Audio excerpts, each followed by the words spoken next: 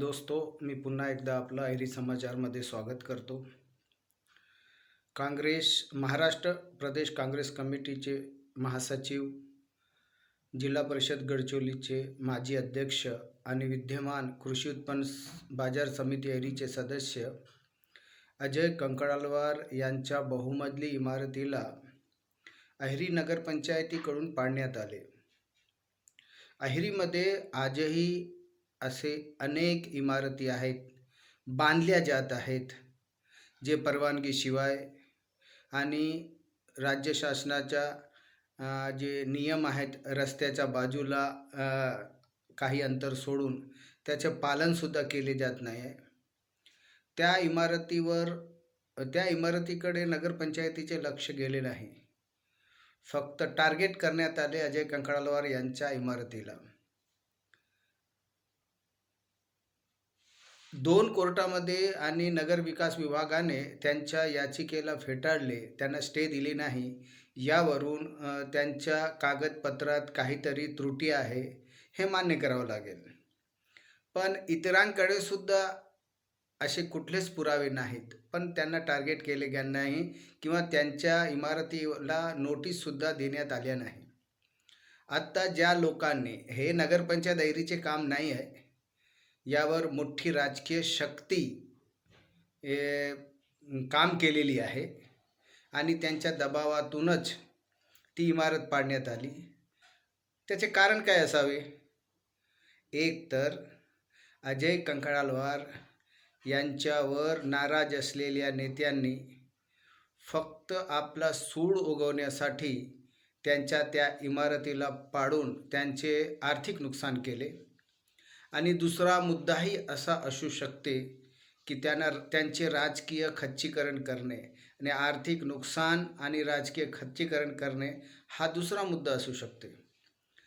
पण आपण विचार केलो तर खऱ्या अर्थाने त्यांचे आर्थिक नुकसान झालेले आहेत। 1 कोटी रुपयाची त्यांची इमारत पडली, 7,80,00,000 रुपये आता त्यांच्याकडून वसुली करण्यात येणार आहे।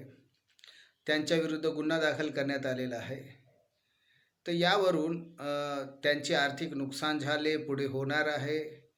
पण या मागील 10-15 दिवसात अजय कंकडालवार हे ज्याप्रमाणे आपल्या विविध राजकीय कार्यक्रमात जात आहेत, वावरत आहेत, क्रीडा स्पर्धेमध्ये गेलेले आहेत, बक्षीस वितरण केलेले आहेत।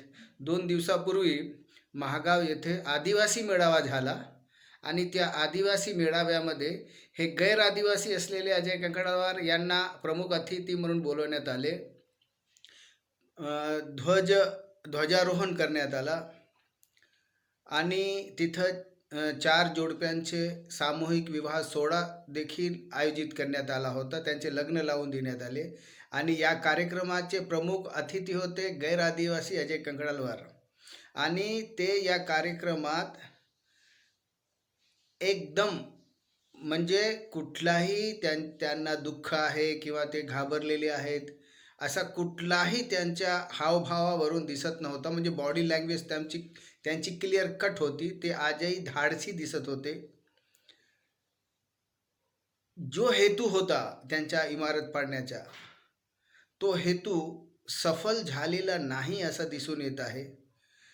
पुढे ते काय करणार आहेत? पलटवार होणार आहे का? पुन्हा अजय कंकडालवार यांच्यावर पुन्हा कुठली तरी एखाद्या म्हणजे त्या कारणावरून त्यांना पुन्हा त्रास देण्यात येणार आहे का? हे नंतरच्या गोष्टी असल्या तरी आज मात्र अजय कंकडालवार मी घाबरलो नाही किंवा माझे कुठलेच खच्चीकरण झाले नाही हे दाखवण्यात यशस्वी होत आहे। बघूया त्यांच्या कार्यक्रमात ते कशा प्रकारे वावरत आहेत हे बघा।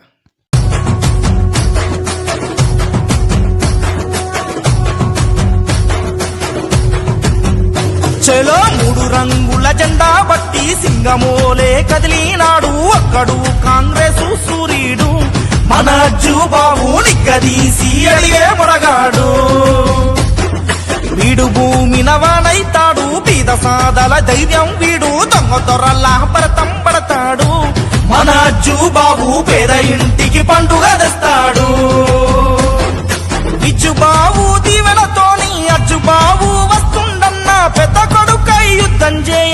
అర్థమాయే అజ్జు భవన్న మూడు రంగుల జెండా బట్టి సింగమోలే కదిలినాడు ఒక్కడు కాంగ్రెస్ సూర్యుడు మన అజ్జు బాబు నిగ్గదీసి అడిగే మునగాడు